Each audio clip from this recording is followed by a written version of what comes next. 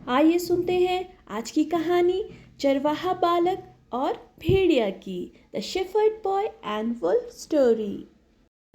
एक गांव में एक चरवाहा बालक रहता था। वह रोज अपनी भेड़ों को लेकर जंगल के पास घास के मैदानों में जाता। वहां वह भेड़ों को चरने के छोड़ देता और खुद एक पेड़ के नीचे बैठकर उन पर निगाह रखता। उसकी यही दिनचर्या थी। दिन भर पेड़ के नीचे बैठे बैठे उसका समय बड़ी मुश्किल से कटता था। उसे बोरियत महसूस होती थी। वह सोचता कि काश मेरे जीवन में भी कुछ मज़ा आ जाए। एक दिन भेड़ों को चराते हुए उसे मजाक सूझा और वह जोर जोर से चिल्लाने लगा, भेड़िया आया, भेड़िया आया। वहाँ से कुछ दूरी पर खेतों में कुछ किसान काम कर रहे थे। चरवाहे बालक की आवाज़ सुनकर वे अपना काम छोड़ उसी मदद करने के लिए दौड़े चले आए। लेकिन जैसे ही वे उसके पास पहुँचे वह ज़ोर ज़ोर से हंसने लगा। किसान बहुत गुस्सा हुए, उसे डांटा और चेतावनी दी कि आज के बाद ऐसा मजाक मत करना। फिर वे अपने अपने खेतों में लौट गए। चरवाहे बालक को गांव के किसानों को भागते हुए अपने पास आता देखने में बड़ा मज़ा आया। उसने उनकी चेतावनी को गंभीरता से नहीं लिया।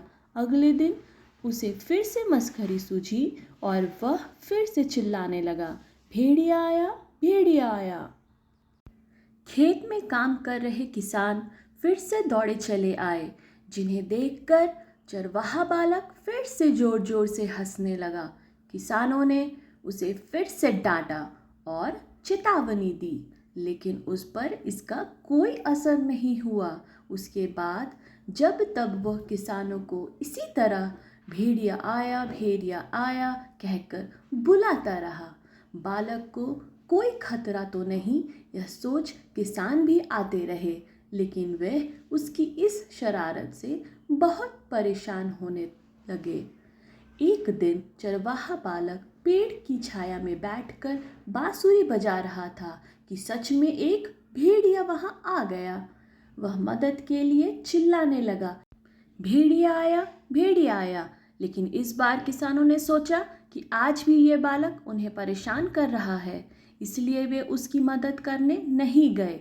भेड़िया उसकी कुछ भेड़ों को मारकर खा गया। चरवाहा बालक दौड़ते हुए खेत में काम कर रहे किसानों के पास पहुंचा और रोने लगा, आज सचमुच भेड़िया आया था, वह मेरी कुछ भेड़ों को मारकर खा गया। किसान बोले, तुम रोज हमारे साथ शरारत करते हो, हमें लगा कि आज भी तुम्हारा इरादा वही है। तुम हमारा भरोसा खो चुके थे, इसीलिए हम में से कोई भी तुम्हारी मदद के लिए नहीं आया।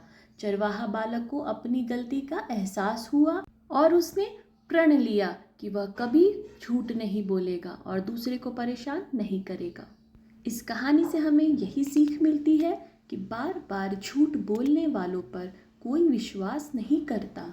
किसी का विश्वास जीतना है तो हमेशा सच बोलो।